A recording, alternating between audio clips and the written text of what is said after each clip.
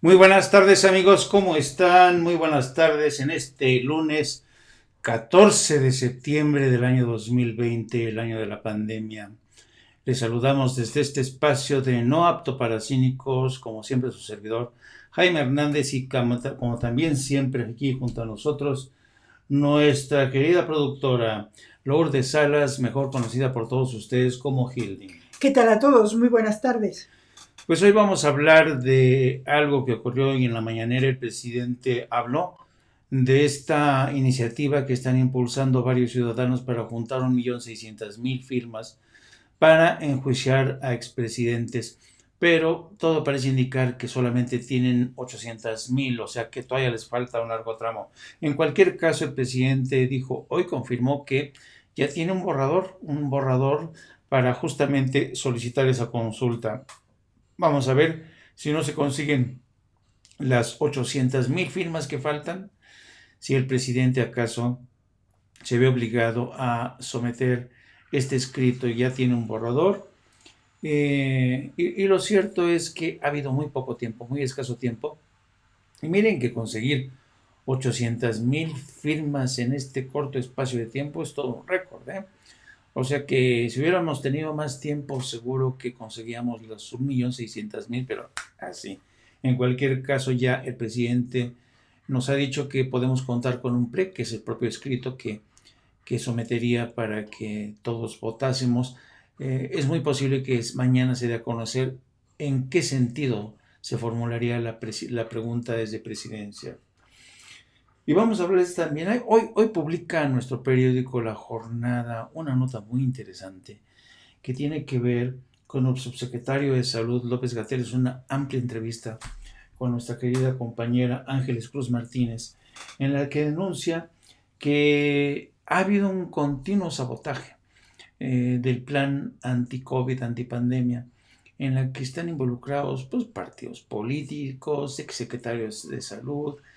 Él dice que, bueno, dice, yo la verdad confieso que era más ingenuo porque pensé que tratando de secretarios de Estado y sobre todo del área de salud, pensé que iba a haber mayor colaboración, pero no. Esto es un continuo ataque y sabotaje. Vamos a hablar de este tema que a mí se me hace muy interesante. Y tan interesante como la posible existencia de vida en las nubes de Venus. Vamos a hablar de este tema, es fascinante. Por regla general, los seres humanos, o por lo menos lo que son los astrónomos, han concentrado mucho su mirada en Marte. Y no sé cuál ha sido la razón, se han empeñado en concentrarse en un viaje a Marte. Hay más proyectos de viajar a Marte que viajar hacia Venus. La razón es obvia, por las temperaturas extremas.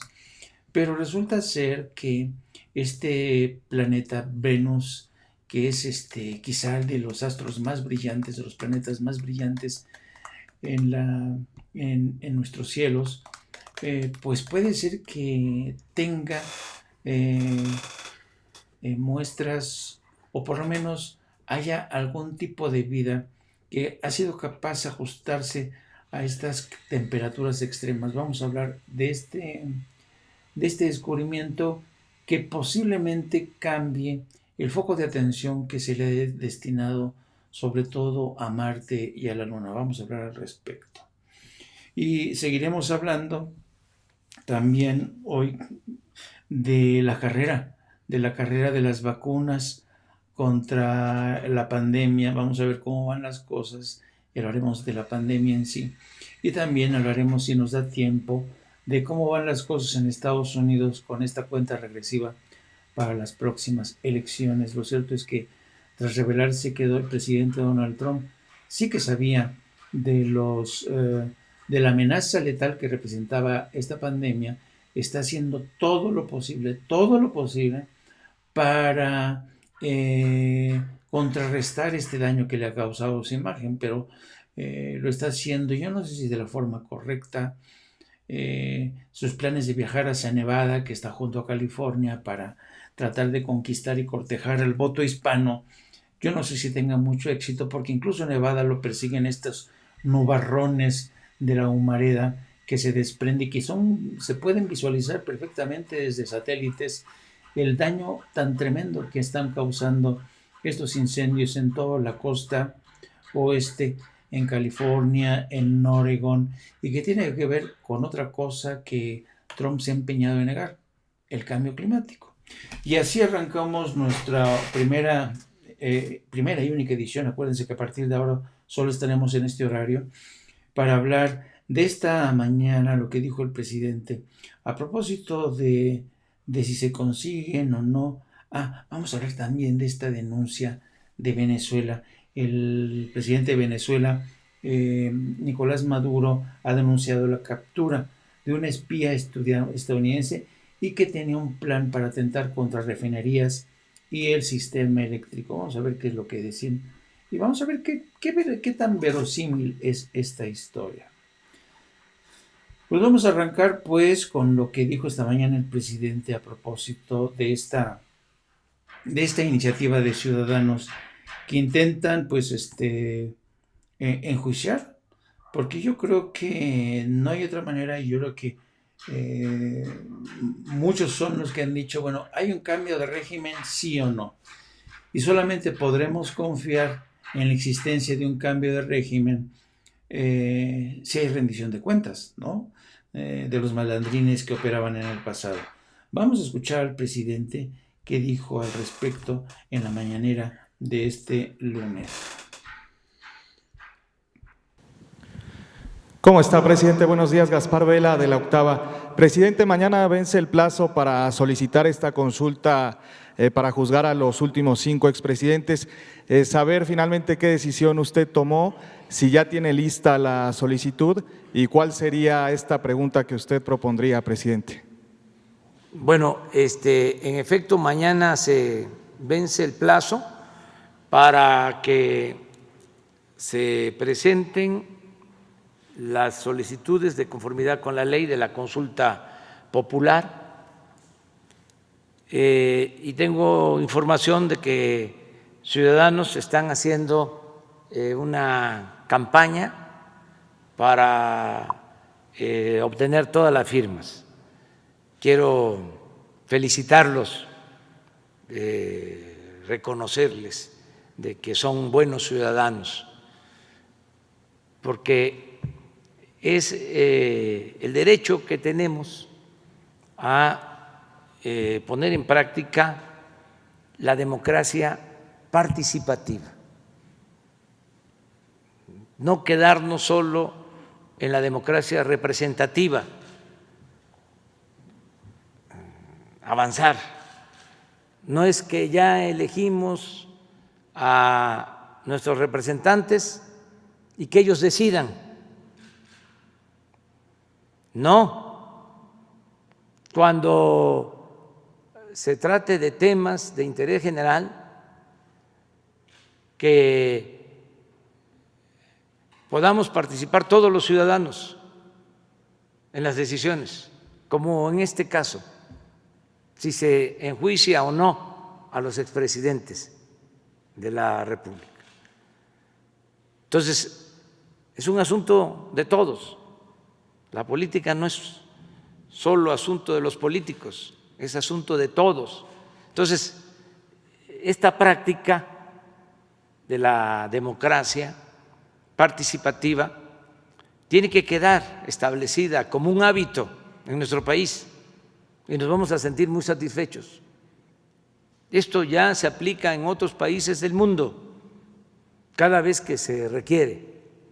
Por eso es el referéndum, el plebiscito, la consulta, la revocación del mandato.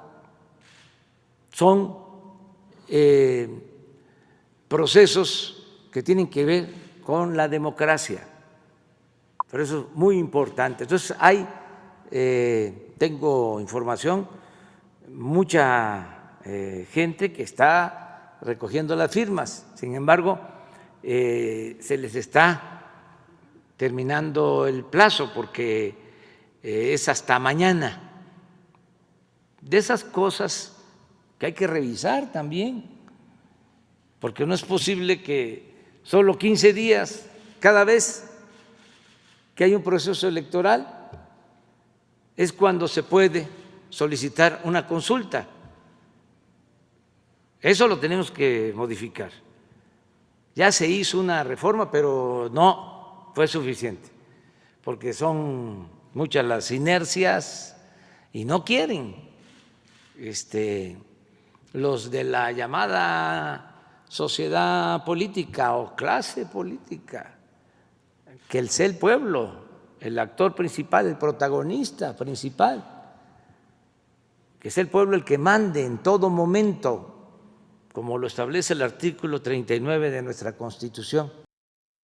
Pues ahí tienen el presidente quejándose del margen tan estrecho de tiempo que tenemos todos los ciudadanos. Y miren que ha habido bastante activismo de la gente.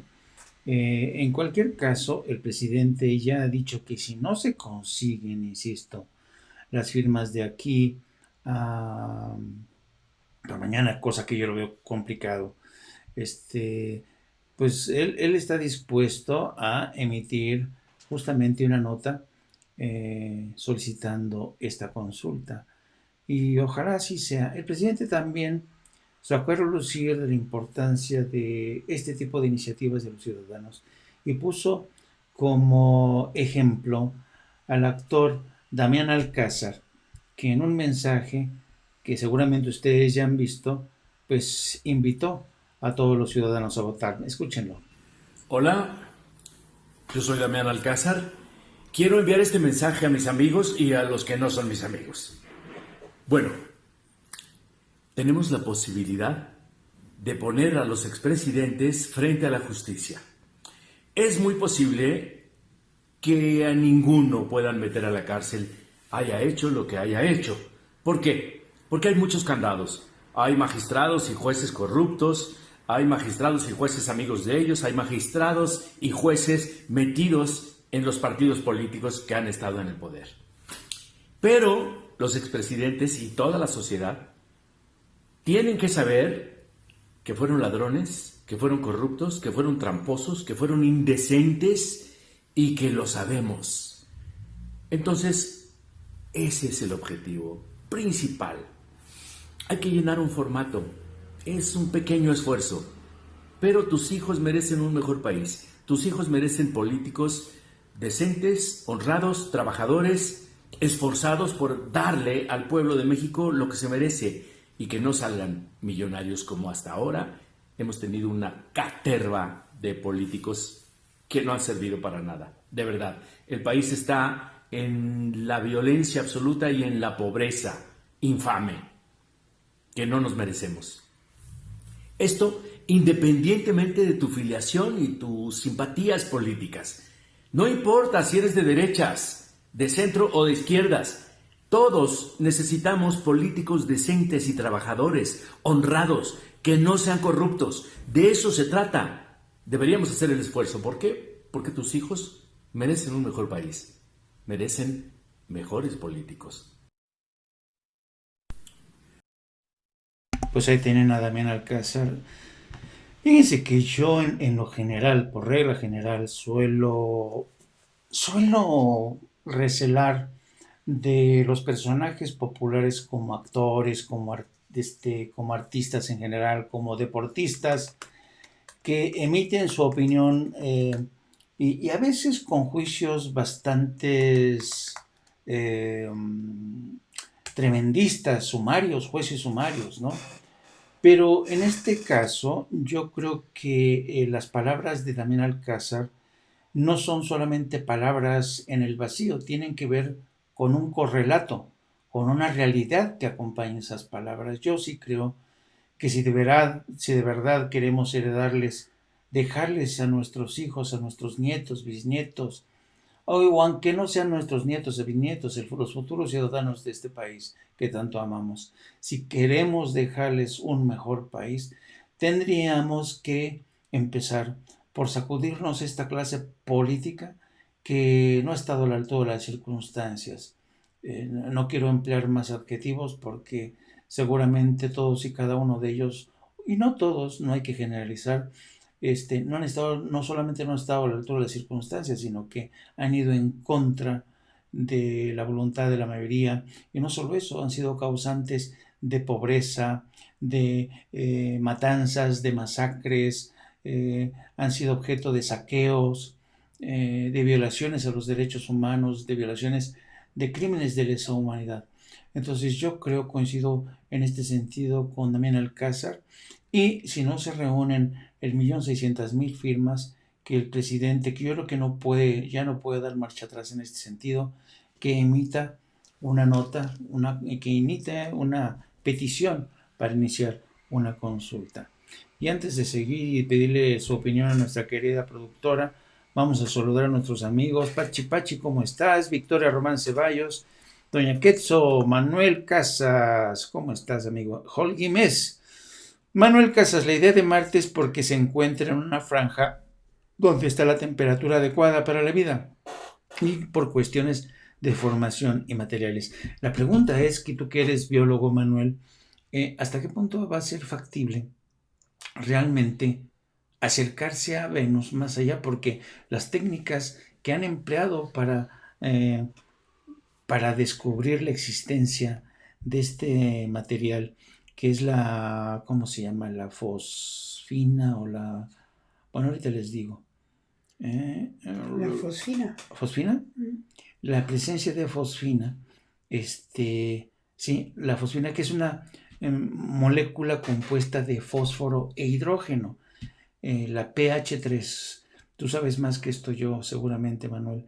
Entonces, esto es una anomalía sorprendente en una atmósfera compuesta principalmente por dióxido de carbono, como la de Venus.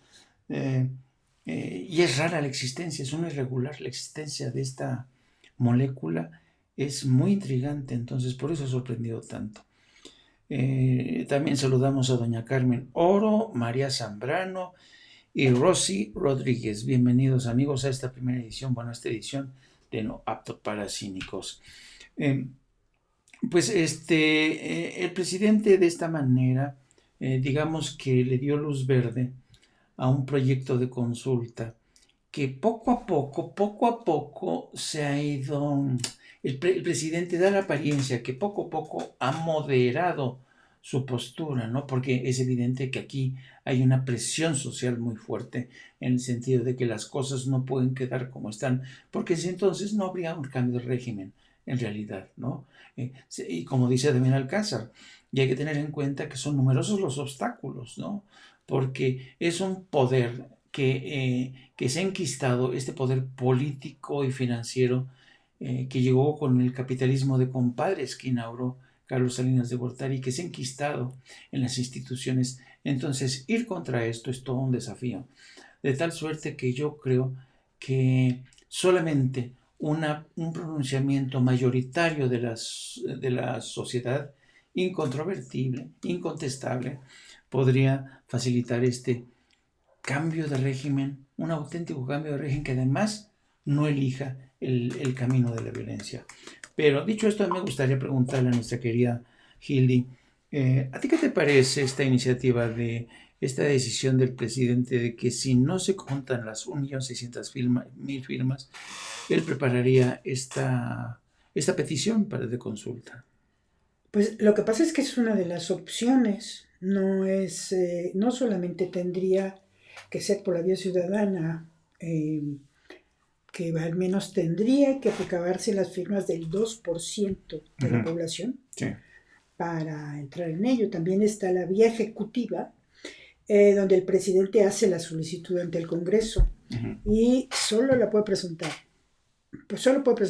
una a la vez, y la Cámara de Origen recibe la petición y la envía a la Suprema Corte, y la Suprema Corte de Justicia de la Nación decide si es constitucional y da el no aprobado o el aprobado. Porque para hacer una consulta de esta naturaleza, pues esa es la otra vía, es la legislativa, y que debe ser solicitada por el 33% de las dos cámaras. Si no se consigue la mayoría de cada cámara, se archiva. Y si es aprobada, la Suprema Corte de Justicia de la Nación tiene 20 días para analizarla, y puede ser no constitucional, en ese caso se archiva, o constitucional y el Congreso expide la convocatoria. Entonces, son esos 3 recursos. De modo que lo que dice el presidente está bastante atinado en dado caso de que no se recabe ese 2% del padrón electoral, que ya queda solo hoy, ¿no? Hoy y mañana. Exacto, mañana. Entonces, pues es lo que tendría que hacer en caso de que no sea posible que los ciudadanos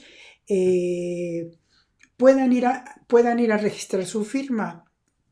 ¿Cuál ha sido una de las cosas? Que los lugares en donde hay que registrar la firma no están muy claros, mucha gente no sabe dónde están en lugares recónditos o perdidos o por ahí Sí. una mesita, lo que sea. Entonces no está fácil, no fue una gran... Es que no ha habido tiempo para hacer una campaña. Exactamente, no hubo una fórmula clara, porque fue como inició por parte de los ciudadanos, y bueno, pues cada quien trató de hacer su ranchita, ¿no? Pero no ha sido un proceso que haya sido tan participativo, porque ha sido mínimo, ha sido poco conocido, o al menos se ha hablado un poco de él, pero la gente no tiene a mano dónde ir a dejar su firma. Fíjate que yo también me atrevería a decir que en esta falta de tiempo también pesaron, no sé en qué medida, es difícil saberlo, pero sí que habrán pesado las dudas del propio presidente. Las dudas del presidente que las puso de manifiesto desde el principio, de si acaso era sabio enjuiciar a los expresidentes. Él ha dicho una y otra vez que se opone al enjuiciamiento.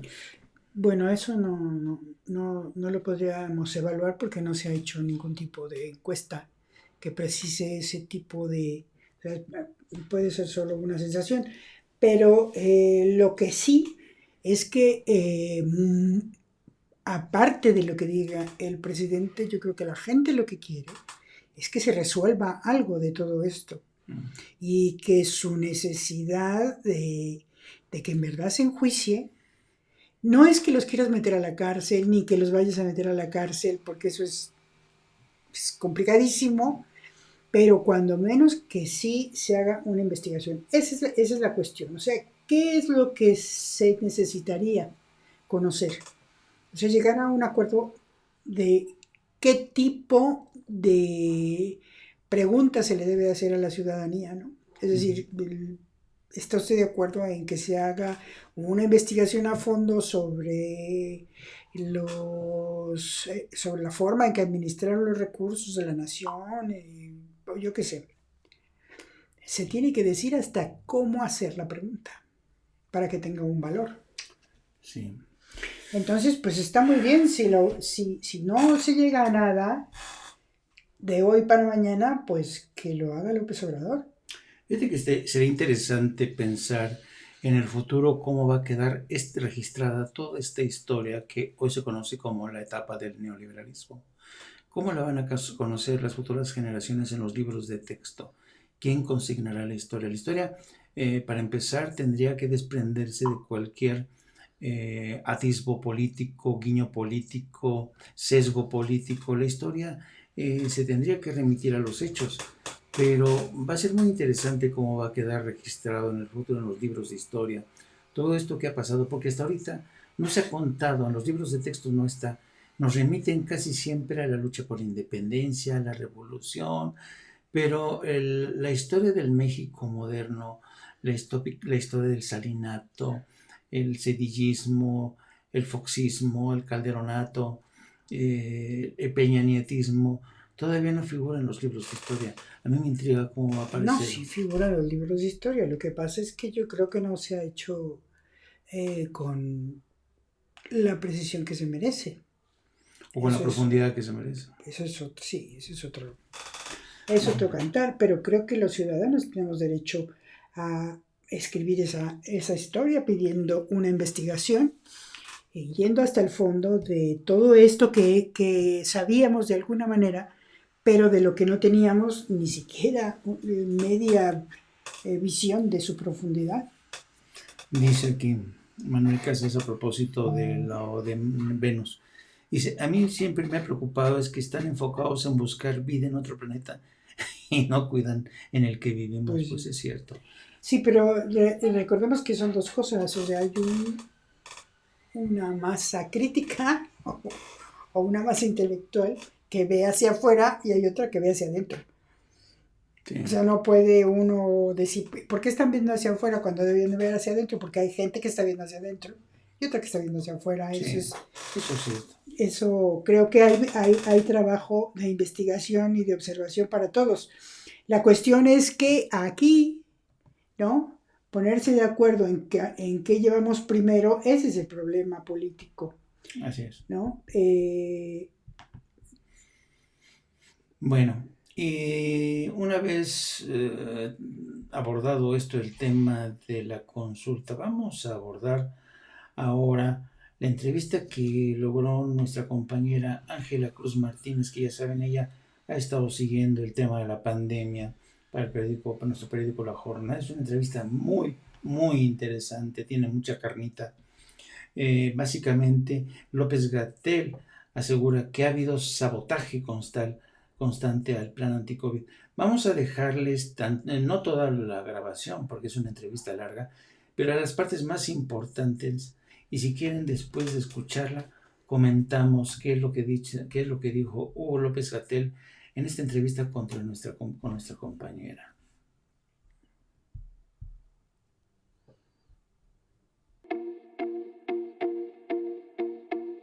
Algunas de las lecciones que hemos aprendido y que seguimos aprendiendo de la pandemia de COVID-19, no solo en México, sino en el mundo, están todavía en movimiento, por decirlo de alguna manera. Es un blanco móvil.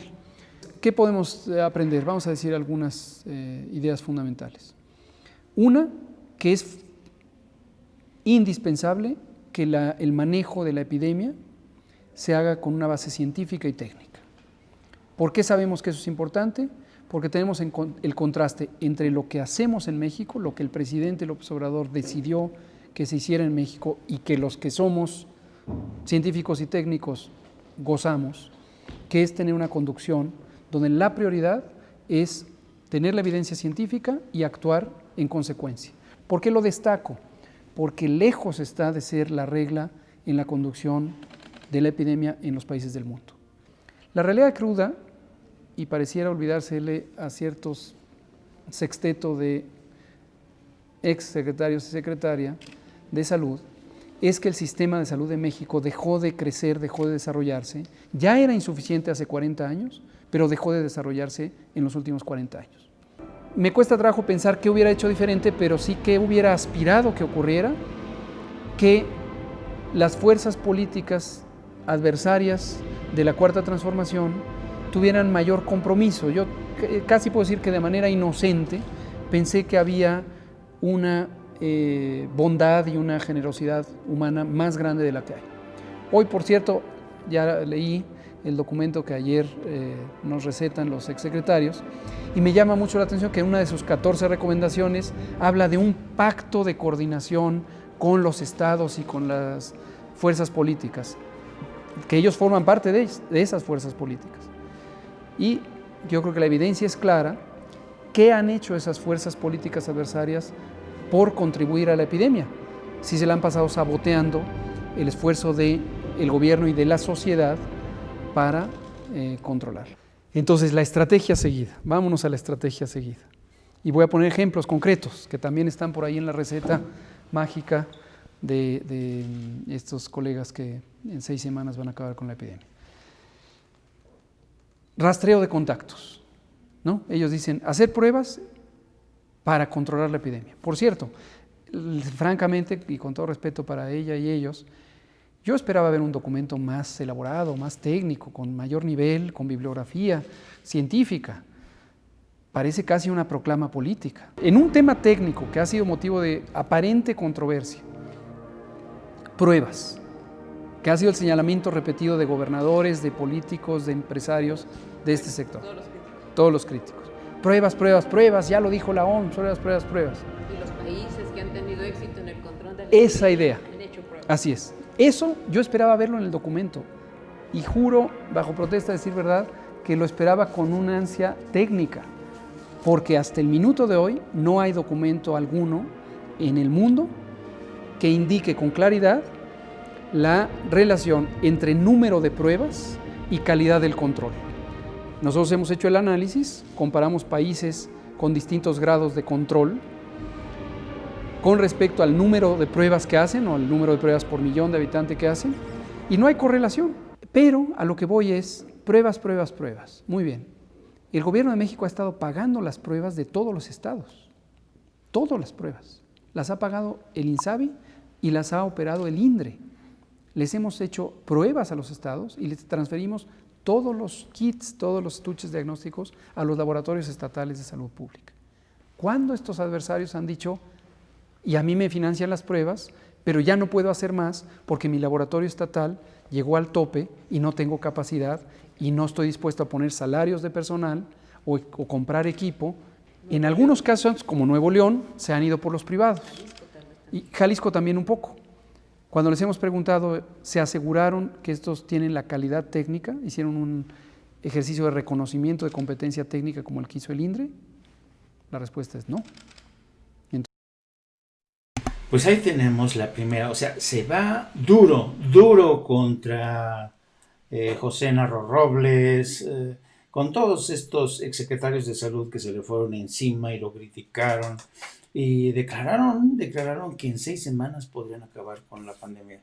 Digo, más allá de esta crítica que yo considero justa, yo creo que López-Gatell, uno de los funcionarios del gobierno de Andrés Manuel López Obrador, que han sido más criticados, pero brutales. Las críticas que se han escuchado se han ensañado contra Hugo López-Gatell, no solamente exsecretarios de Estado, columnistas, periodistas. Pero, ¿qué destacarías tú de esta entrevista aparte de todo esto? Pues a mí lo que sí me llamó la atención, porque lo que nos dice en la entrevista, de todo lo que dijo, creo que no hay nada destacable, porque es lo que reitera y repite en las conferencias de la tarde, ¿no? Ya bueno, destacable es que la acusa de sabotaje a los exsecretarios. Bueno, porque lo dijo con esas palabras, pero normalmente no lo ha dicho en las conferencias de la tarde. Esto, ¿no? Pero ahora lo puso como en resumen. Pero lo que sí me llamó la atención y que me parece que es una revelación es cuando le preguntan la reportera le dice, ¿es posible que la elevada mortalidad se deba a que los enfermos llegan graves y en pocos días mueren y además por la falta de médicos especialistas? Esta, si quieres, es una pregunta que han hecho muchas veces, que llegan graves, que porque llegan graves, que porque les da miedo, que porque no pueden más, que no quieren irse a morir al hospital. Yo qué sé, muchas de estas cosas sí se han dicho en la tarde, pero la respuesta ha sido diferente. Dice, sobre los médicos, dice López-Gatell, hicimos todo nuestro esfuerzo para que tuvieran la mejor capacidad técnica con tutores de los institutos de salud, pero no es lo mismo que tener especialistas en medicina crítica.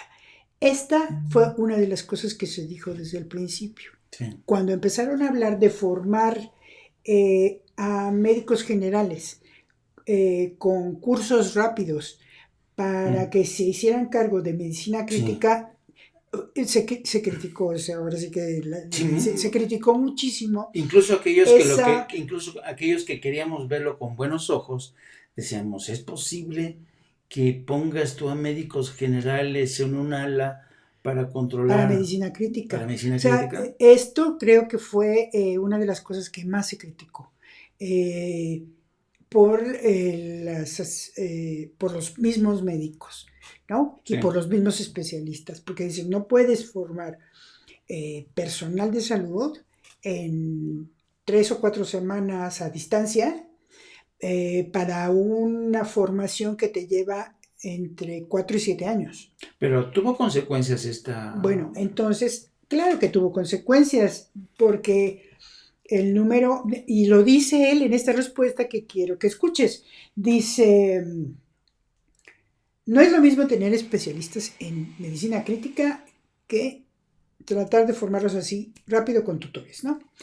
Y dice, podría ser que eso explique las muertes, Wow. pero es la realidad que enfrentamos. Es decir, puede ser que ese tipo de formación de médicos generales a médicos con un breve curso para que atiendan medicina crítica sea parte de las muertes. O sea, está reconociendo explícitamente que la improvisación podría ser la causa. Sí, dice, pero es la realidad que enfrentamos. Ok, es la realidad que enfrentamos, pero desde el principio lo sabíamos, desde el principio, Sí. y lo reconoce hoy. Entonces dice, teníamos un déficit de 240,000 trabajadores de la salud. Sobre que las personas llegan graves fue al principio, y esta es otra afirmación, dice, sobre que las personas llegan graves fue al principio. No teníamos camas suficientes y si decíamos, no te esperes, se hubieran saturado los hospitales. O sea, es decir, hubo dos factores muy fuertes que agravaron la situación de los más enfermos. Mucha gente murió en casa. Que fue una atención que no era la que se necesitaba en las unidades de cuidados intensivos, donde necesitas unas personas sumamente formadas, con varios años de especialización, con varios años de estar en el ojo del huracán, que eso es lo que significa una unidad de cuidados intensivos, ¿no? Uh-huh. Y dos, la falta de camas que les hizo decir no vayan a los hospitales. Entonces, claro, mucha gente llegó en estado crítico y llega gente en estado crítico y no tienes quien atienda medicina crítica y no tienes camas. Fíjate que yo creo Entonces, yo creo que eso fue una de las cosas que desde el principio se criticó mucho por parte de los médicos, que sabían lo que les estaba cayendo encima. Pero se les dio poco crédito a los médicos que sabían lo que se les estaba cayendo encima y que se planteaban, incluso están las cartas de los colegios de médicos que se enfrentaron a esta realidad y que dijeron, oigan, es que esto no puede ser así, o sea, no se le puede decir a la gente no vayas al hospital y no se le puede decir a la gente que la va a atender alguien con un pequeño curso. O sea, si fuera así, pues no te pasarías entre 4 y 7 años para llegar a ser médico intensivista. Estoy de acuerdo contigo, pero como dice él, siguiendo un poco la lógica de su argumentación, decía, pero es la realidad que tenemos, espérame tantito. No, pero te dejo. A ver. Y luego dice esto. Y luego la siguiente pregunta es, ¿así lo pensó y por eso no lo decía? Eso es lo que le preguntan. Eso es lo que le preguntan. Y dice, y responde Hugo López-Gatell, sí, no es un accidente. En cuanto ampliamos la capacidad hospitalaria en abril, pasamos del quédate en casa a señalar que las personas desconocen que tienen diabetes, pero si tienen familiares con la enfermedad y además presentan síntomas respiratorios, deben acudir al hospital. Falta más dinero para adquirir la vacuna, bla, bla, y esto ya es otro, el rollo de la vacuna. Pero en estas dos preguntas hay un condensado de esto, o sea, ¿qué falta ahí? O sea, era un pedazo del puzzle que faltaba. Sí, para entender lo que en realidad fueron ocurrió. muy optimistas, fueron muy optimistas pensando que con un pequeño... No, yo no diría que fueron optimistas, yo creo que fueron realistas, porque era, como dice él, era lo que teníamos, ¿no? Es decir, ponte a pensar, Hildy, que esto era una guerra. ¿Qué haces tú para contener a tantos contagiados, a cuántos gente que se te está muriendo? ¿Cómo haces?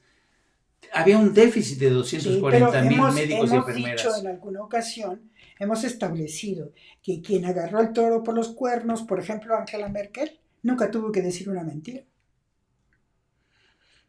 No se portó optimista. Hay una cosa, dice López-Gatell, le pregunta a Ángeles, Fue un error hacer proyecciones de casos y de funciones, los modelos matemáticos, y él dice, no diría eso, confieso que fui optimista.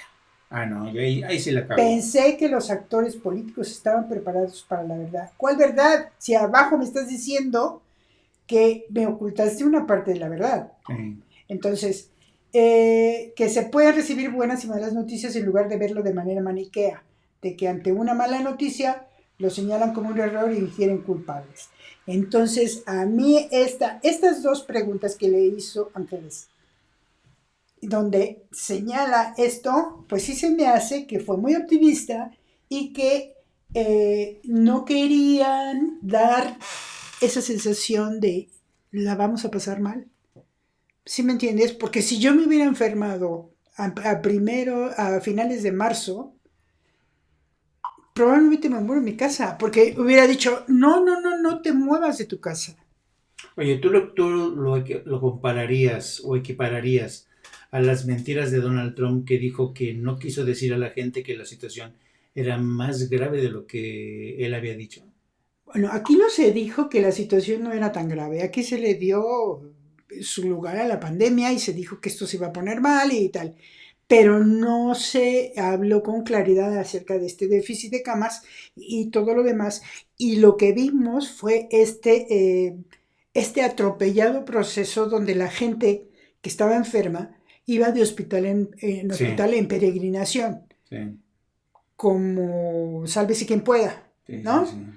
Y que te reciben o no te reciben. Es Y- decir, sí. que sí hubo tiempo para preparar espacios pero que al final, por ejemplo, en donde estaba el hospital en el centro Banamex, estaba semi vacío, porque no era como para enviarlos a todos según fueran llegando ahí, porque ya estaban los hospitales llenos. Yo creo que de cualquier manera, cuando veamos esto con retrospectiva, se van a notar todas estas Sí, es inevitable. todos estos huecos o los fallos que hubo. La improvisación. Bueno, improvisación tenía que haber también en eso, pero reconocer esa improvisación Sí. y no querer darnos el sentido de que todo está bien, ¿no? Sino que aguas, no tenemos el suficiente personal y no tenemos las suficientes camas. Dicen, las personas que tomaron curso no eran personas que no supieran medicina. Para una enfermedad desconocida, ¿qué especialista quieren? A ver, no es que las personas que no supieran medicina, o sea, se formaron médicos generales, se tomaron médicos generales y se les dio un curso específico de cuidado, el que puede ser como un ayudante para el intensivista, para el que está en cuidados intensivos, Sí. o sea, los que aplican toda la terapia con los respiradores y todo lo demás. O sea, ahí no hay médicos generales. En cuidados intensivos no hay médicos generales, son especialistas. Son un médico general que ya hizo 4 años de una especialidad que se llama medicina interna. Internista. Interna. 4 años ya de medicina interna, además de la licenciatura en medicina. Hace 4 años para sacar otro título que es de médico en medicina interna. O sea, ya lleva 6 años de carrera, más 4 ya lleva 10 años. Más 2 o 3 años para ser médico intensivista. Entonces ya lleva de formación médica, ya lleva 13 o 14 años. El médico general solo hizo 6. El médico intensivista ya hizo una larga carrera para especializarse, para saber qué tiene que hacer para atender a una persona que necesita un ventilador y que necesita cuidados intensivos. Es decir, no es un médico nada más general. Entonces, el tener médicos generales con un curso a distancia por internet de 4 o 5 semanas, que era más o menos un taller, no te da para ser un médico en cuidados intensivos. Dice, el optimismo fue hacia la política. Siempre se habló del déficit y sí había información para saber qué hospitales estaban llenos. Pero aún así, fíjate, hubo un desconcierto, un desmadre para que la gente supiera. Yo creo que la pandemia y con todos los preparativos que se hicieron, sí que nos desbordaron, sí que nos obligaron a buscar atajos. Por ejemplo, lo que estaba diciendo Gil, de echar mano de médicos generales que incluso muchos de ellos no habían superado el examen de residencias en la de ENAR. residencias médicas. Y entonces encontraron la mejor oportunidad para conseguir una plaza y la han conseguido. Qué bueno, porque Pero no es una plaza, los contrataron. Están por contrato de No, pero por un tiempo definido. Pero el presidente ya les prometió que van a tener plaza. Ah, bueno, pues entonces les van a dar plaza. Pero esos médicos todavía necesitan Prepararse. hacer el examen nacional de residencias médicas y entrar a la especialidad. Exacto. Eso es lo que todavía, o sea, todavía les cuelga. Puede ser que les den plaza, pero sería de médicos generales. En cualquier caso va a ser, yo les apuesto que va a haber muchas opiniones a favor y en contra. De hecho, ya lo estamos viendo, lo quieren rostizar todos los días están rostizando al pobre Hugo López-Gatell, pero le tiran, pero en serio, a matar. Sí, yo creo en lo que dice, lo primero que dice, que es esto de que en un momento como el que se inició la pandemia, cuando llegó a México, lo que debíamos haber estado juntos, todos, o sea, ciudadanos, gobernantes, gabinete, o sea, todos a una. Eso es verdad, se debió de haber sido más cautos, se debió de haber sido muy colaborativo, se debió de haber sido de estrechar lazos humanitarios entre todos y entonces apelar a lo mejor de cada quien. Eso sí es verdad. Sí, dice que la estrategia contra la pandemia está siempre bajo constante sabotaje. Creo que decir que está bajo constante sabotaje es demasiado. Yo creo que está bajo constante crítica y las diferentes opiniones y los caprichos de algunos gobernadores y algunos secretarios de salud de los estados. Eso sí. Pero que debieron de haber sido más contundentes con las políticas que se hicieron para combatir el coronavirus o para enfrentarlo, yo creo que sí debieron ser más contundentes. Lo que hicieron otros países fue eso, ser más contundentes, jalar a todos, sentarlos y decirles, señores, estamos ante lo peor que nos puede pasar a todos. Sí, dice Lalo Ríos, nuestros médicos especialistas deben ganar más y los generales tener más oportunidades para que se sigan capacitando.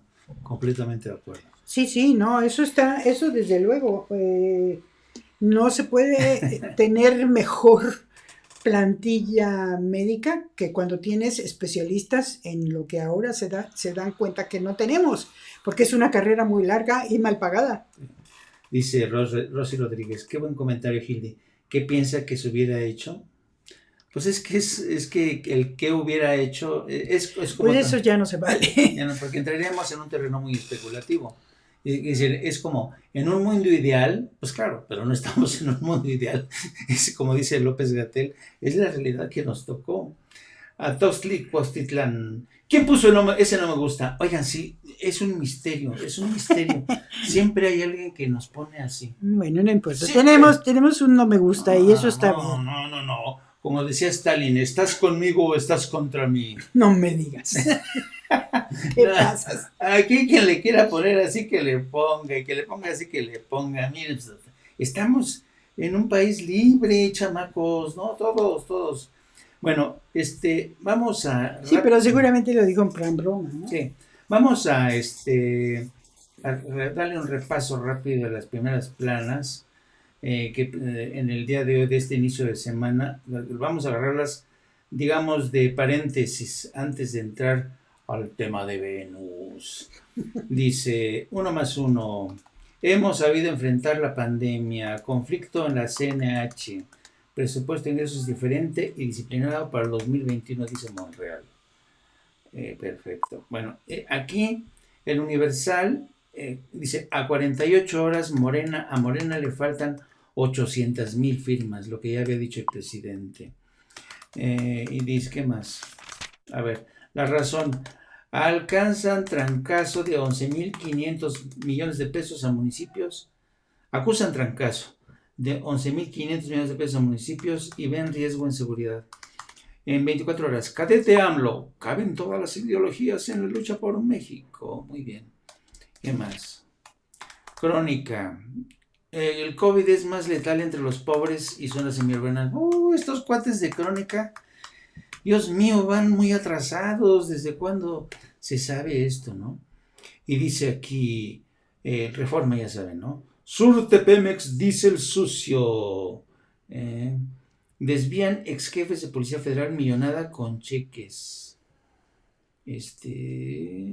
Extorsionan tránsitos en Cancún y se llevan hasta 2.8 millones al mes. Bueno, es el diario Reforma, que ya saben que sigue Manuel Casas. Yo estoy con ustedes. Pues más te vale, Manuel. Más te vale porque tú eres founding father de este programa. Hay muchos founding fathers. López-Gatell en La Jornada. Aquí hay constante sabotaje en el antiplan COVID.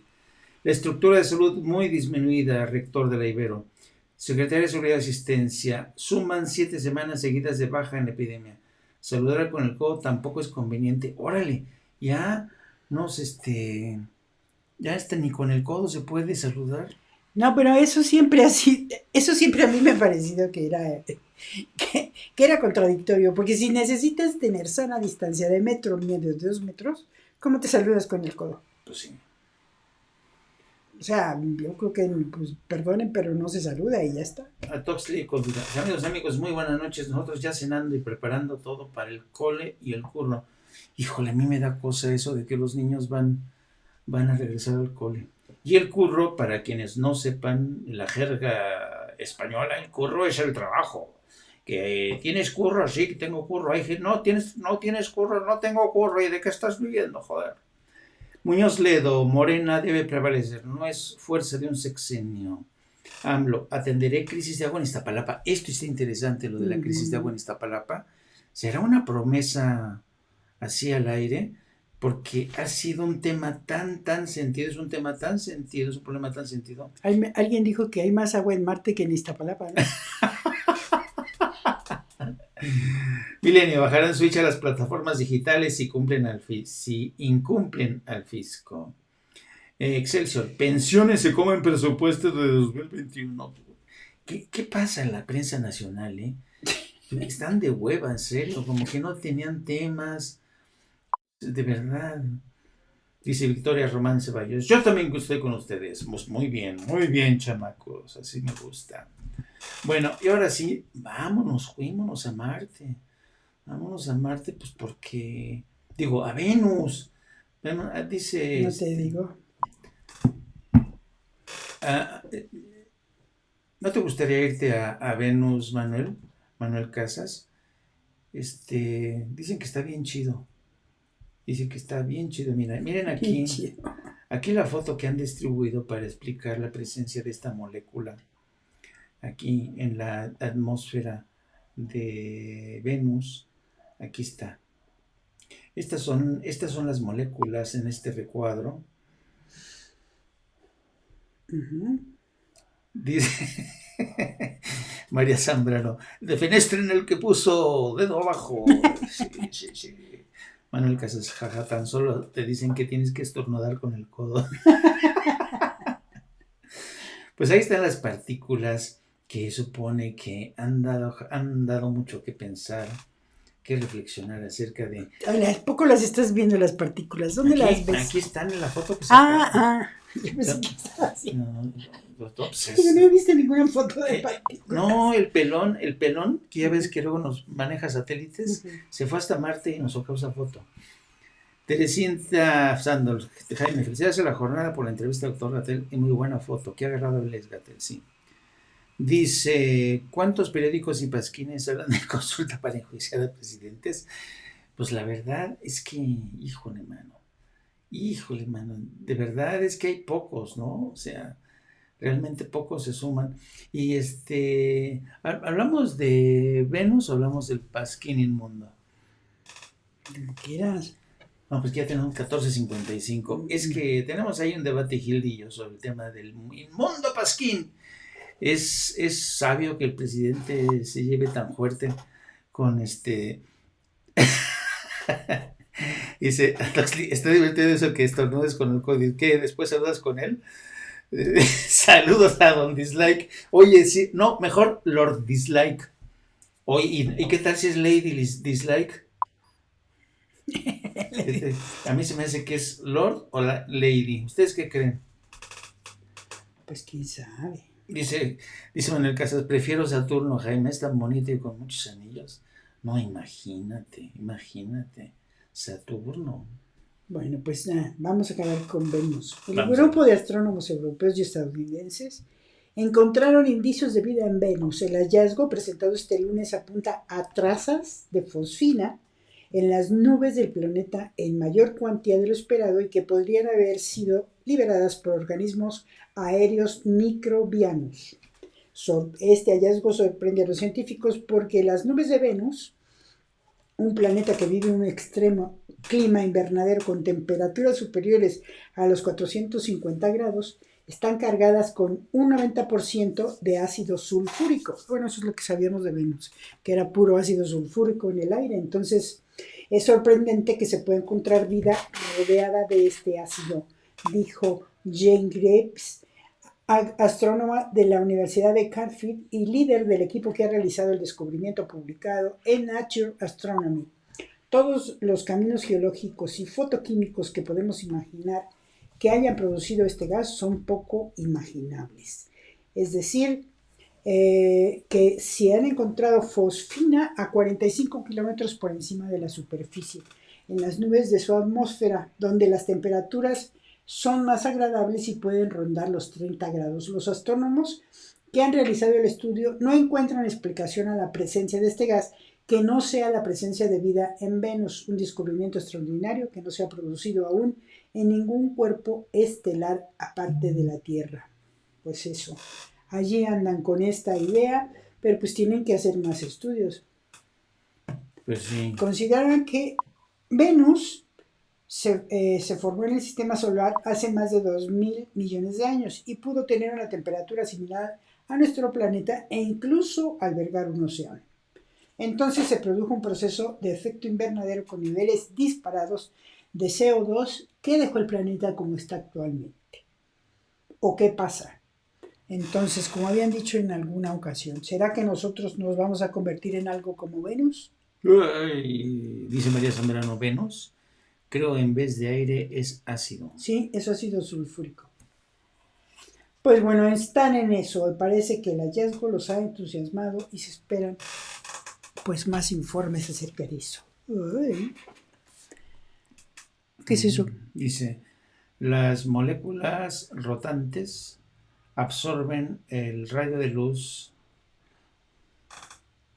Es que ellos midieron esto a través de ondas.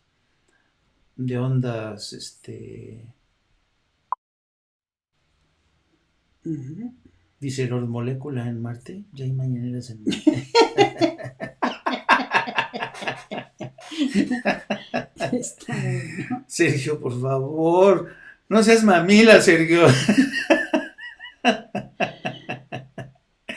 Dice Gaby Salazar, dice, yo no he saludado, pero desde que abro su canal les pongo like. Oye, ¿y por qué saliste tan pronto a decir que tú no eres Gaby Salazar? ¿Por qué te diste por aludida a Salazar? A mí se me hace que eres tú, Gaby. Lord Molécula en Venus. Es venusino. La fosfina es un gas incoloro, inflamable y tóxico, el cual explota a temperatura ambiente. Su olor se caracteriza por su parecido al ajo o al pescado podrido, y las cantidades pequeñas que se hallan provienen de forma natural de la degradación de la materia orgánica, tal como explican desde la Agencia de Sustancias Tóxicas y Registro de Enfermedades ATSDR por sus siglas en inglés. Esta sustancia se utiliza en industrias de semiconductores y de plásticos, y así como para acabar con los insectos y roedores en los almacenes de granos y tabaco.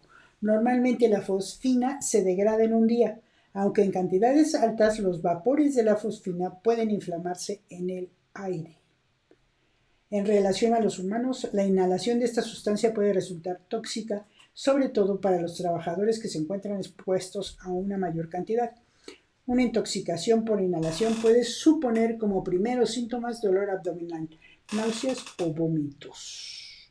La presencia de la fosfina en Venus puede indicar que haya vida debido a que esta sustancia puede ser producida por organismos anaeróbicos tales como bacterias y microbios que no necesitan oxígeno, tal y como explica una publicación del Instituto de Tecnología de Massachusetts.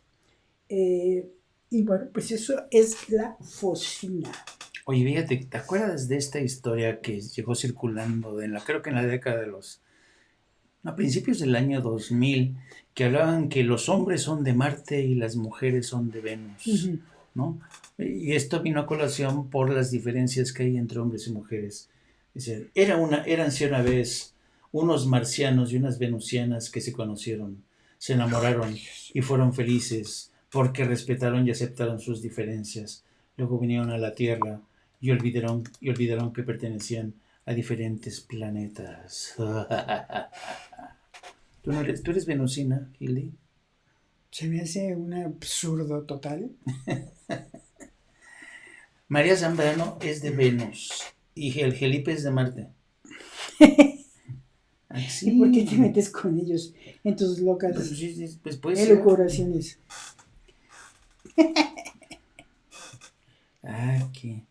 Pues es interesante, ¿no? Insisto, mucha gente se había concentrado en esta historia de Marte, todos los proyectos, si se dan cuenta, de la NASA, la Luna, Marte, pero Venus nadie había pensado, porque dicen, no, pues ahí nos vamos a chicharrar, ¿no? ¿Y qué tal? ¿Qué tal que, a ver, fíjense, los telescopios, desde donde pillaron hicieron este documento, es un telescopio en Hawái y el otro en Chile. Dice Amelia Salas, yo soy de Querétaro. Eso está bien. Me parece muy buena respuesta. Me parece una respuesta clara, precisa y contundente.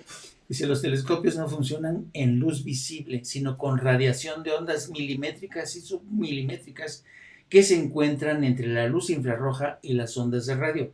Las cálidas profundidades de la atmósfera de Venus emiten un foco de radiación en estas longitudes de onda. Las moléculas en el aire más frío sobre ellos absorben parte de él cuando salen al espacio.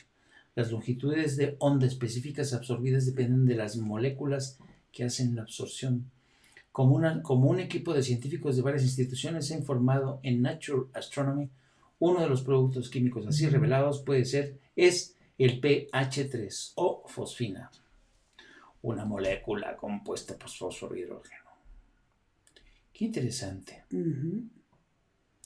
La idea de detectar vida a través de una anomalía inexplicable en el espectro de un planeta se remonta a la década de los 60, cuando James Lovelock, un químico e inventor británico, le dio voz. Se hizo realidad cuando los astrónomos comenzaron a descubrir planetas alrededor de otras estrellas o exoplanetas. La mayoría de estos planetas se encuentran en órbitas inhóspitas parecidas a las de la Tierra.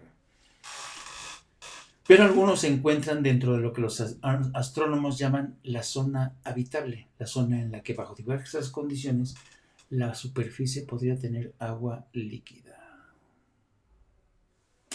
En fin, pues vámonos ahora, fuímonos cuando uno habla del espacio con estas historias de Venus y de Marte, pues uno tiene que regresar desafortunadamente a la Tierra con nuestros temas. Miren lo que está denunciando Nicolás Maduro. Escuchen. Informar ahí a propósito de Falcón. Hemos capturado el día de ayer en el estado Falcón a un espía estadounidense, espiando en el estado Falcón las refinerías de Amuay y de Cardón. Están todas las pruebas, las fotografías, los videos. Este espía es un marine que estuvo prestando servicios como marín en bases de la CIA en Irak. Se le capturó con armamento pesado, armamento especializado. Se le capturó con gran cantidad de dólares en efectivo, gran cantidad de dólares, y con otros elementos que hemos pasado directamente al Ministerio Público, a la Fiscalía. Ya se encuentra en fase de declaración. Esto se suma a que hace 2 días el compañero Tarek El Aissami, junto a un grupo de expertos, de ingenieros, de científicos, tecnológicos, descubrieron y desmontaron un plan para ocasionar una explosión en la refinería del Palito. Atención, trabajadores de las refinerías, hermanos queridos. Hay que reforzar todas las medidas de seguridad internas, externas, de todos los procesos. Atención, es una guerra de venganza del imperio gringo contra Venezuela, para impedir que Venezuela produzca todos los derivados del petróleo, gasolina, etcétera, etcétera. Han llegado a un nivel de locura, pero Dios con nosotros. ¿Quién en contra? Decimos desde Venezuela. Ha sido capturado este espía, fue detectado este plan, desmontado ese plan, y estamos nosotros activados al 100% para garantizar la seguridad física de nuestras instalaciones estratégicas, nuestras instalaciones petroleras. En las próximas horas estoy seguro que se dará a conocer buena parte de esta captura, de sus resultados. Se los informo al Estado Falcón para que estén mosca, pues. He cumplido. Bueno. Mosca, pues. Hay que estar mosca, según Nicolás. Lo quería informar ahí. Es interesante este descubrimiento, y les voy a decir por qué. Es sorprendente porque, en primer lugar, esto nos habla de los servicios de contrainteligencia del Estado venezolano, que desde mi punto de vista han dependido en los últimos años de los servicios cubanos de inteligencia, los han entrenado. Y los cubanos, a quien mejor conocen es a los servicios, a su contraparte en Estados Unidos. Llama la atención, ¿no? Porque es bien cierto que el talón de Aquiles de Venezuela, pues es su industria petrolera, su infraestructura, y además cada vez que los servicios de inteligencia quieren atentar contra un país, lo primero que van a hacer es atentar con su infraestructura.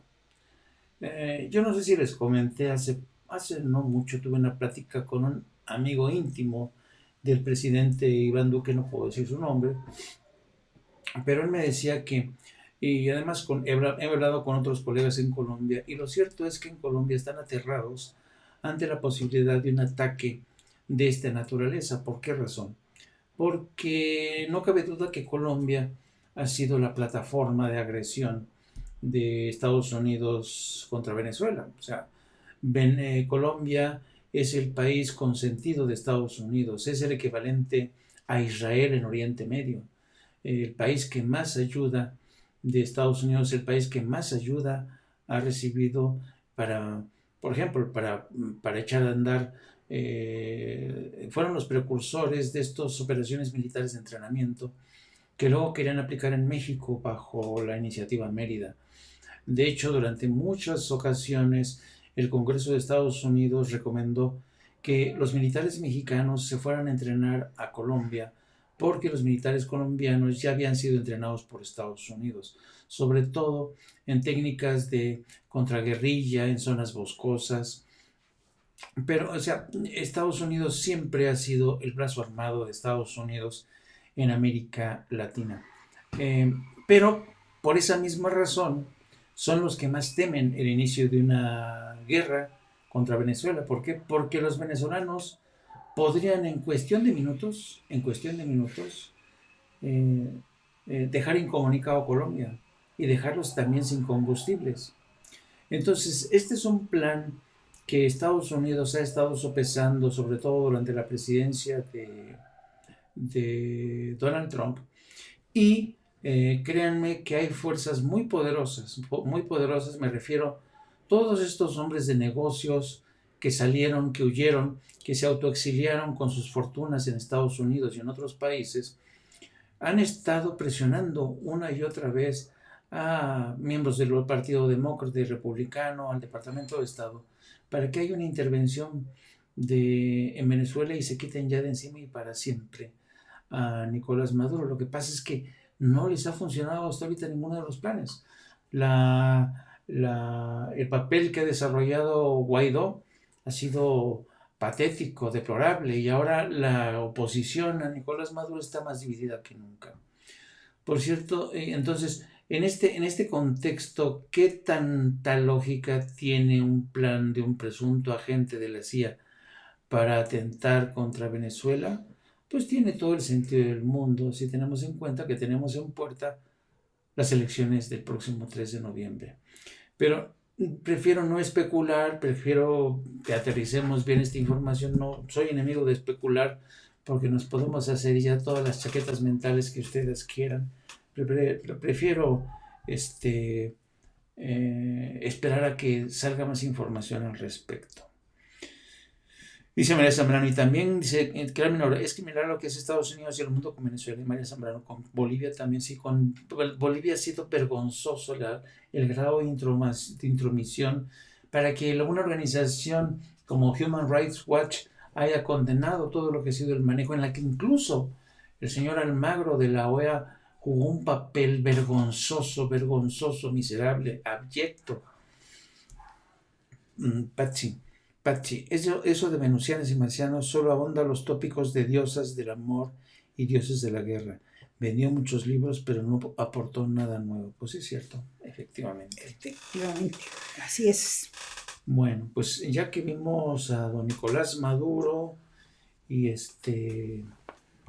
vamos a terminar con el tema de la guerra internacional por las vacunas. Ya son las 3:12. Vamos a ver qué está ocurriendo en este frente de la carrera.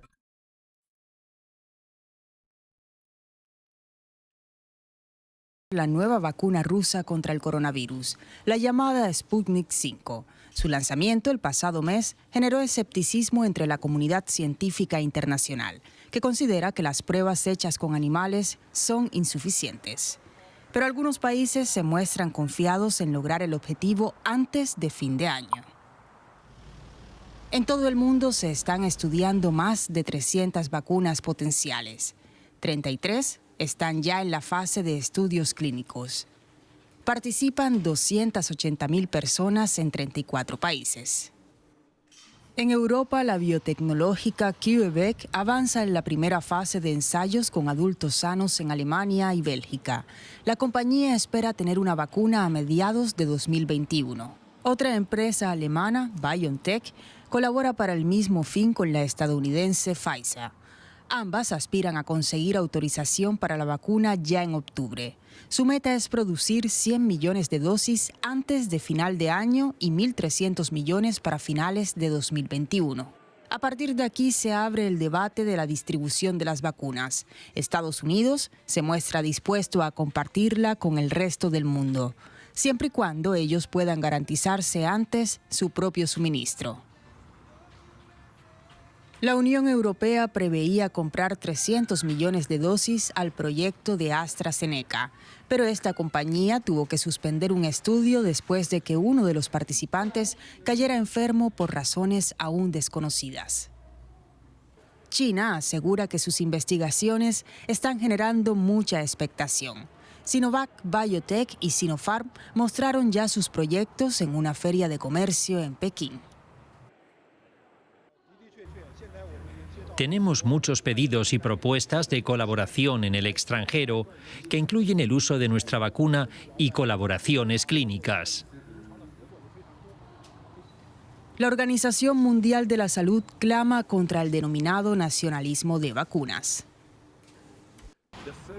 La prioridad debe ser vacunar a algunas personas en todos los países, no vacunar a toda la gente solo en algunos países. No es un imperativo moral y de salud pública, es también un imperativo económico. Pero, ¿quiénes deberían ser los primeros en vacunarse? Este asunto genera un agitado debate en todo el mundo. ¿Deberían tener prioridad los que sufren mayor riesgo? La OMS sugiere un reparto de dosis en función de la población de cada país. Expertos internacionales consideran erróneo ese criterio, dado que la pandemia no ha golpeado por igual a todos los países. Proponen un plan en 3 fases llamado Modelo de Prioridad Justa. El objetivo es reducir de inmediato las muertes y el impacto a más largo plazo de una infección por coronavirus. ¿Qué le parece? ¿Qué les parece? Esta disputa por las vacunas va a seguir y se va a calentar, sospecho, porque es evidente que a pesar de todos los intentos por evitar que el nacionalismo más redomado intervenga en esta carrera, ¿no? Sí, y no solo es el nacionalismo, también es los mercados. El dólar se debilitó y los mercados bursátiles hoy subían por alentadoras señales del progreso en el desarrollo de una vacuna contra el COVID-19, mientras varios acuerdos multimillonarios ayudaban también a mejorar el ánimo de los inversores tras el declive de la semana pasada. Y recordemos que la semana pasada fue cuando AstraZeneca dijo que tenía un problema en uno de los participantes de la prueba de su vacuna. Entonces, el día de hoy amanece de buen talante las bolsas internacionales, y Pfizer y Biotech SE propusieron desde el sábado expandir la fase 3 de su ensayo de la vacuna COVID-19 a unos 44,000 participantes, al tiempo que incrementan la diversidad de los voluntarios. Por su parte, AstraZeneca dijo que reanudó los ensayos clínicos en Reino Unido de su vacuna, una de las más avanzadas en desarrollo tras obtener la aprobación de los organismos reguladores. O sea que AstraZeneca ya está otra vez dentro de la carrera, y el mercado reacciona de manera positiva a cualquier noticia sobre la vacuna, dijo Tim Grensky de Inverse Council en Nueva York. Vamos a ver cómo salen muchas más vacunas y eso está ayudando realmente a los mercados. O sea que no solo son los nacionalismos, no solo son las intenciones de acabar con el virus, de tener un arma contra el virus, sino también en parte muy importante los mercados financieros. Entonces ahí es como está. Y hay otra cosa que a mí me parece muy interesante en torno a todo lo que sale del COVID, y es que Reuters, con su corresponsal María Setkova en Rusia, nos dice que el registro de exceso de muertes en Rusia supera en más de 3 veces las cifras oficiales del COVID-19. Wow. Como todos sabemos, está muy raro que siempre Rusia tenga ese bajo número de reportes en el número de muertes, y dice que el número de muertes por encima del promedio en Rusia entre mayo y julio superó en más de 3 veces la cifra oficial de fallecimientos por coronavirus, según datos del gobierno. Y hay una discrepancia que, según algunos expertos, genera cuestionamientos sobre la precisión de los números de Moscú. Si bien Rusia ha confirmado que es el 4º país por número de casos de COVID-19 en el mundo, tiene una tasa de muertes relativamente baja por la enfermedad. Y aquí está el secreto, ¿no? Uh-huh. Porque dice Moscú que su método para clasificar los fallecidos es más preciso que el de otros países. Algunos funcionarios de salud rusos han explicado que en muchos casos Un paciente, fíjate, este es el truco, un paciente que fallece habiéndose contagiado de COVID-19 no necesariamente muere producto de la enfermedad, sino por otras causas como condiciones preexistentes. Es decir, que si tienes condiciones preexistentes como aquí, la diabetes, la obesidad, el tabaquismo, la presión alta, todo esto, que son las comorbilidades, y que te mate el COVID porque te agarra bajo en defensas y bajo en un montón de cosas, pues te mató el COVID. Entonces, los rusos están quitando a las gentes con comorbilidades y entonces pues está bien a todo dar. Es decir, que si nosotros ahorita nos vamos, hacemos una reducción, ¿no?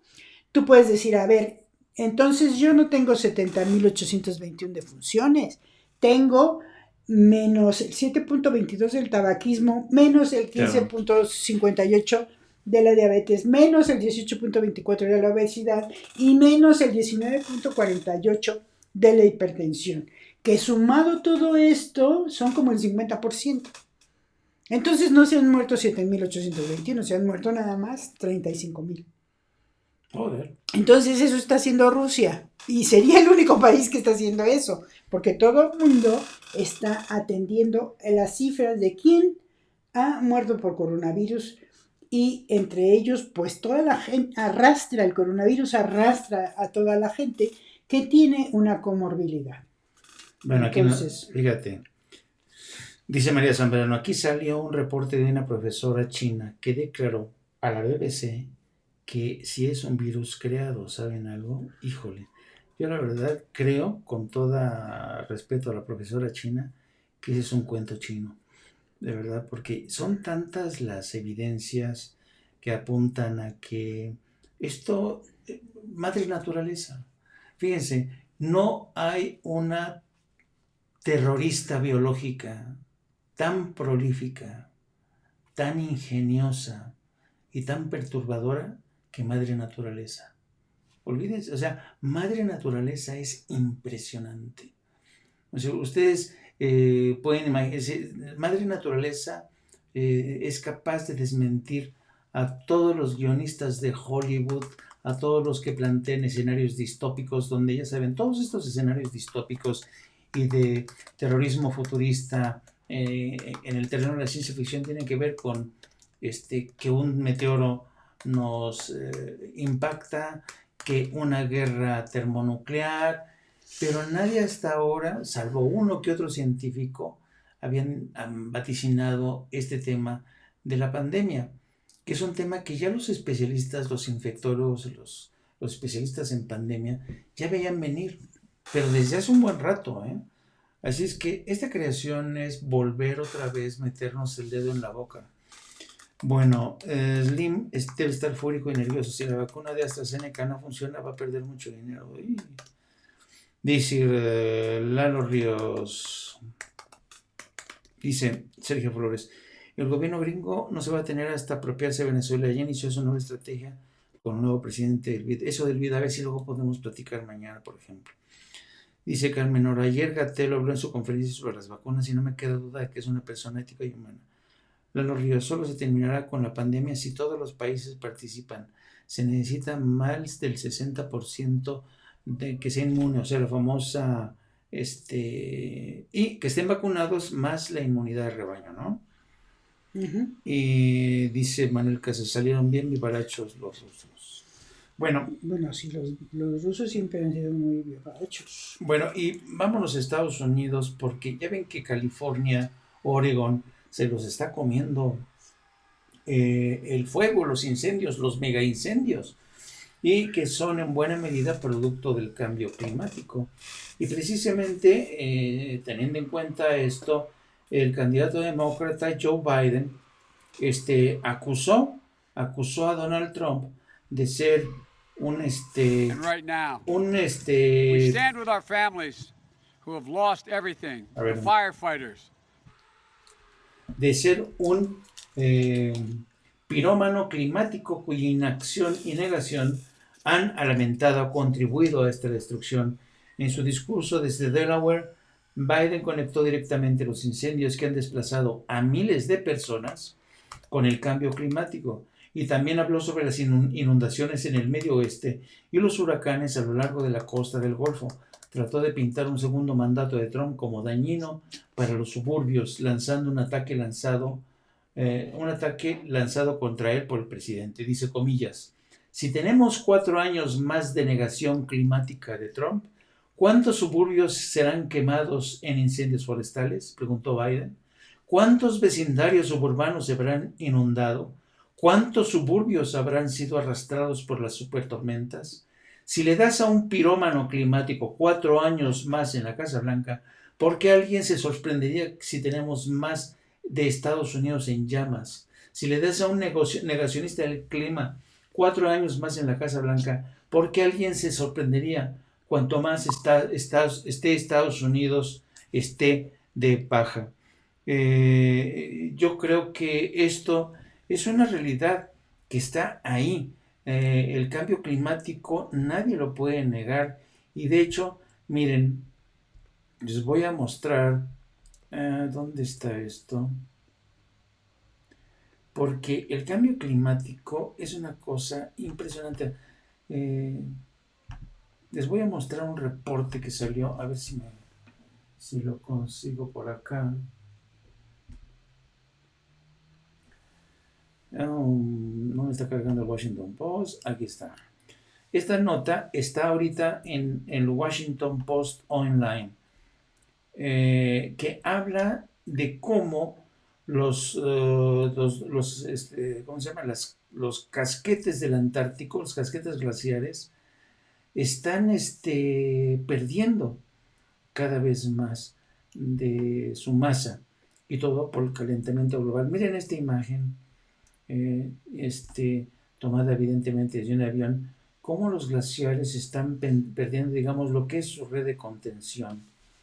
Y se lo vamos a poner aquí. Dice, a ver, vamos a ponerlo en español. Aquí.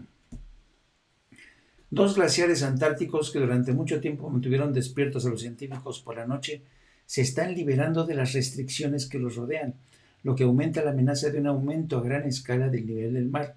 Ubicados a lo largo de la costa del mar de Amundsen, en la Antártida Occidental, los enormes glaciares Pine Island y Dwights ya contribuyen con alrededor del 5% del aumento global del nivel del mar. La supervivencia de Dwights se ha considerado tan crítica que Estados Unidos y Gran Bretaña han lanzado una misión de investigación multimillonaria dirigida al glaciar. La pérdida del glaciar podría desencadenar el colapso más amplio de la capa de hielo de la Antártida Occidental, que contiene suficiente hielo para eventualmente elevar el nivel de mar en unos 10 pies, que son como 2 metros y algo. Los nuevos hallazgos publicados el lunes en las actas de la Academia, fíjense, los nuevos hallazgos publicados este lunes en las actas de la Academia Nacional de Ciencias provienen del análisis de imágenes de satélite. Muestran que un sistema de amortiguación natural que evita que los glaciares fluyan hacia afuera rápidamente se está rompiendo, lo que podría liberar mucho más hielo en el mar en los próximos. Es que es impresionante lo que está pasando. Y Donald Trump sigue negando este calentamiento global. Imagínense lo que va a suponer esto. Mira, aquí hay un video. Vamos a ver si se... ¿Y se carga? Ahí está la evolución. Miren cómo han ido perdiendo. Otra vez, miren, fíjense cómo estaba. Miren cómo han ido perdiendo por el calentamiento global. Entonces, esto realmente está de horror. Y mientras tanto, el señor Donald Trump, que a quien el vicepresidente Joe Biden ha llamado un pirómano climático, sigue insistiendo en negar, y la gente que sigue a Trump sigue negando, sigue en esta fase negacionista. ¿Algo más, querida productora? Bueno, yo había visto algo interesante sobre a ver, espérame, Ya hasta me perdí. Tengo tanto que ver que ya ni sé lo que. Ya son las 12, 15:30. Wow, no, ya. Nos vamos, ¿no? Nos vamos. Bueno, vámonos, queridos amigos, nos vamos y nos vemos mañana a la misma hora, 14 horas, tiempo de México, 9 de la noche en Europa. Gracias por acompañarnos, no olviden dejársenos su like y nos vemos mañana nuevamente con más novedades. Les enviamos. Y nos deja una pregunta, María Zambrano, que si leímos la venganza, la amenaza de Andrómeda, ¿no? La venganza de Andrómeda. Ahora que hablábamos de enviar sondas o naves a otro planeta. Pues ahora que como lo que enviamos son sondas que se van a quedar en el espacio, Sí. a lo mejor la amenaza nos puede llegar en sondas, ¿qué es 5G? Sí. A través de radio o a través de... Nos van a... Ay, no. No lo sé, pero bueno, es muy buena reflexión. Magnífico, el primer libro de Michael Crichton, Es la venganza de Andrómeda. La amenaza de Andrómeda. Oh, es genial, Michael Crichton. El padre del tecnotriller. Exacto. No, Es buenísimo. Está buenísima la Bueno, novela. un abrazo, queridos amigos, y nos vemos mañana. Que descansen en Europa, coman aquí rico y nos vemos mañana. A total ojo. Que descansen.